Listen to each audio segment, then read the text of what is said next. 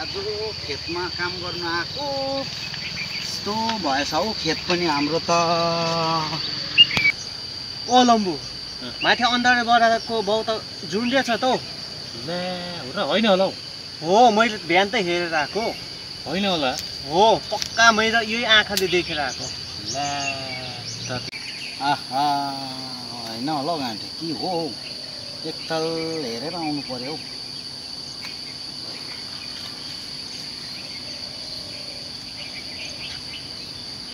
ओ लम्बु मैले तिमीलाई त झुन्ड्यो भनेको कहाँ डोरी लगाएर झुन्ड्यो भनेको त। अन्त के लाएर गाडीमा पो झुन्डेर गयो भनेको त। ए अन्त त्यस्तो सिरियस भन्नुपर्छ नि। सिरियस भन्छ अन्त त्यस्तो कुरा। म त फाँसी लगाएर झुन्डेको भनेको सम्झेँ। ए कहाँ हो गाडीमा झुन्डेर गयो भनेको म त। अलिक मजाले स्पष्ट भन्नुपर्छ नि।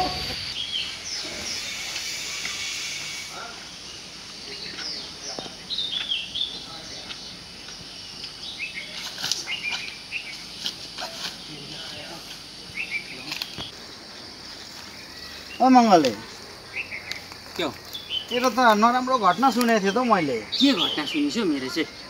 म ठिकै छु त अन्त म के भयो थ्याट यहाँ कुरा ऊ लम्बुरेले भन्दै थियो तेरो बाउ यस्तो झुन्ड्यो के भन्दै थियो अन्त म आएको त हौ। के भन्छस् हौ तैँले फेरि? हो केटाहरूले त्यसै भन्छ अन्त। हावा कुरा नगर है। थ्याट अघि त्यही भनेर त आएको त हौ म अन्त।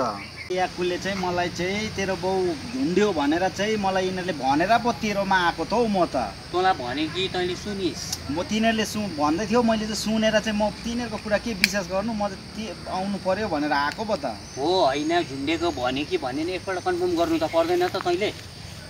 गर्नु चाहिँ पर्ने हो तर मैले चाहिँ तिनीहरूको कुरा सुनेर चाहिँ हिँडेको नि त। हावा कुराहरू नगर है। बाउ भित्रै छ चिया खाँदैछ।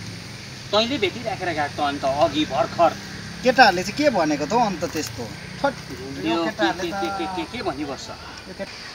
बाउ त भित्रै छ त चिया खाँदैछ त। तिनीहरूले भन्यो तँलाई?